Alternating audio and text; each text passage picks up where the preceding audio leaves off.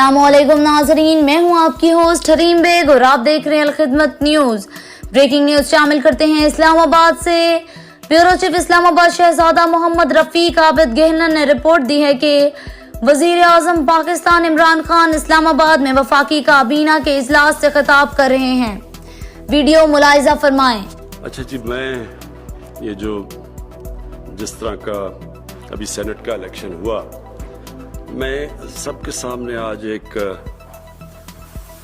Report जो United Nations के secretary general ने अपने नीचे एक पैनल बनाई और उस पैनल का नाम है fact I, financial accountability, transparency और इंटेग्रिटी।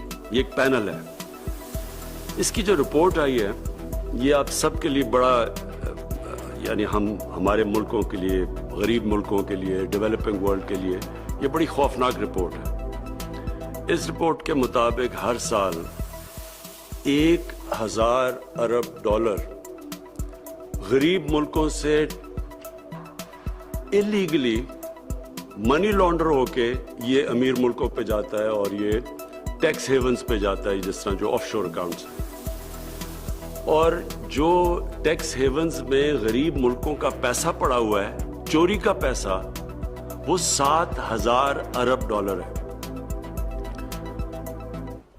और इसमें ये कैसे पैसा ट्रांसफर होता है, ये जो रूलिंग एलीट्स हैं, जो साहिब इक़्तिदार हैं, जो ये गरीब मुल्कों के नवाज शरीफ और जरदारी हैं, ये वहाँ से पैसा अपने मुल्क से, क्योंकि चोरी का पैसा होता है तो वो बाहर भेजना होता है, क्योंकि मुल्क में वो नजर आ जाता है।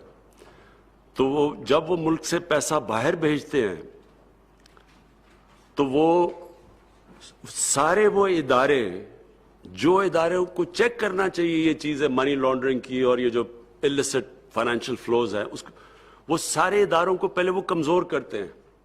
सो जितने भी इदारे चेक करते हैं मनी लॉन्ड्रिंग, ये सारी उन गरीब मुल्कों का जिधर से पैसा चोरी होकर बाहर जा रहा है, तो वो सारे इदारे कमज़ोर करते हैं।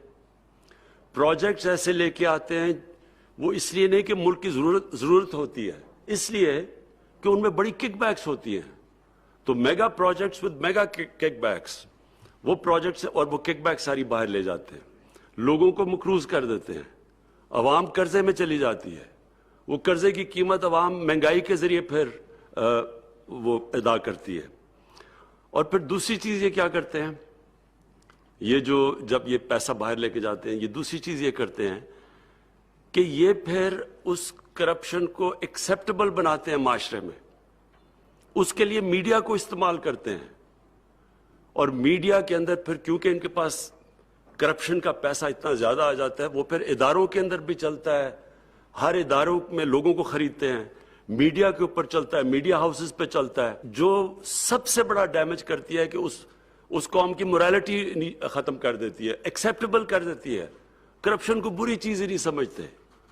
फिर ऐसे फ्रेजेस आ जाते हैं कि जी अगर खाता है तो लगाता भी है, और या एक जरदारी सब पे भारी कि एक आदमी करप्शन के पैसे से लोगों को खरीदा है, उसको बड़ा, उसकी कोई बड़ी चालाकी और इंटेलिजेंस और उसकी सियासी बसीरत के ऊपर वो चला जाता है। यानी करप्शन को जो सबसे बड़ा डैमेज होता है कि करप्शन को एक्सेप्टेबल करवा दिया जाता है। और फिर होता क्या है कि एक कौम की जो इखलाकियात होती है उसको डैमेज करते हैं। जो सबसे बड़ा डैमेज होता है कि एक मुल्क की मोरालिटी जब खत्म हो जाए, और जब मुल्क की मोरालिटी खत्म होती है तो वो मुल्क इंसाफ नहीं कर सकता।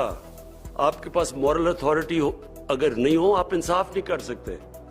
जिस कौम में मॉरल अथॉरिटी नहीं होती, वो फिर ताकतवर के लिए एक कानून लेके आ जाता है और कमजोर के लिए दूसरा लेके आ जाता है। ताकतवर को एनआरओज दे देते हैं और डील्स कर देते हैं, सिर्फ गरीब लोग जेलों में जाते हैं। और एक्चुअली एक कौम तब तबाह होती है, एक कौम तब तबाह होती है जब उसके अंदर इंसाफ करने की एबिलिटी खत्म हो जाती है। और ये इसीलिए नबी सल्लल्लाहु अलैहि वसल्लम ने कहा था कि बड़ी कौमें तबाह हुई तुम्हारे से पहले, जिधर एक कानून अमीर के लिए और दूसरा गरीब के लिए। यानी जो कौम इंसाफ नहीं कर सकती, जिसमें कुव्वत नहीं होती इंसाफ करने की। तो ये जो पैसा निकलता है गरीब मुल्कों से, یہ نکلتا اس لیے ہے کہ یہ سارے جو چیکس اور بیلنسز ختم کرتے ہیں, morality ایک قوم کی ختم کرتے ہیں, اس کی ابیلٹی ختم کر دیتے ہیں کہ طاقتور کے سامنے کھڑا ہو, پھر ان کے ساتھ کمپرومائز ہوتی ہیں, اور ایونچولی یہ ایک قوم اوپر نیچے جاتی ہے. تو جرمنی تباہ ہو گئی تھی سیکنڈ ورلڈ وار میں, جاپان 2 ایٹم بمز ایک ملک کے اوپر گرے اور وہ اس کا کیا حال تھا, دونوں کھڑے ہو گئے پھر سے.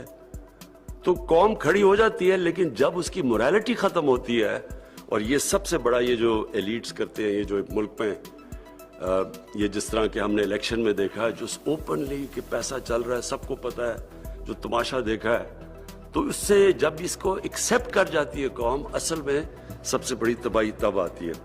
میں جی یہ اس سے پہلے اپنی احمد شروع کرنے سے پہلے میں صرف 2 چیزوں پہ پھر سے ایمفسائز کرنا چاہتا ہوں. ایک تو اوورسیز پاکستانیز کی ووٹنگ کے اوپر پلیز میں ریگولر اپڈیٹس لینا چاہتا ہوں, ایک میں وہ لینا چاہتا ہوں شروع میں, اور دوسرا کہ جو EVM مشینز ہیں, ہمیں اب کلیئر ہو جانا چاہیے کہ پاکستان میں جس طرح کے الیکشنز ہیں یہ ہم اب نہیں کر سکتے. ہمارے جو الیکشنز ہونے چاہیے وہ اب جس طرح امریکہ میں آپ کے سامنے وہ ٹرمپ کے الیکشن کی مثال ہے کہ جتنی بھی کوشش کر لی, ایک چیز نہیں وہ ڈھونڈ سکا کہ وہ کوئی کہہ سکے کہ جناب الیکشن میں دھاندلی ہوئی ہے, ادروائز وہ سارا الیکشن انال ہو جانا تھا. تو ہمیں اب پاکستان میں ایک ٹرانسپیرنٹ الیکشن کے لیے EVM مشینز ٹیکنالوجی کا استعمال کرنا چاہیے, اور میں اس کی ریگولر اپڈیٹس لوں گا, کیونکہ میں کیبنٹ کے اوپر میں چاہتا ہوں ہمیں اپڈیٹس ملیں اس کے اوپر کیا پروگریس چل رہا ہے, کیونکہ یہ نہ ہو کہ ہم پھر کہیں کہ جی جب ٹائم آئے جی ہم تیار نہیں ہیں ٹیکنالوجی کے لیے. تو میں ان 2 کی اپڈیٹس لوں گا. احمد پلیز اب ایجنڈا شروع کریں.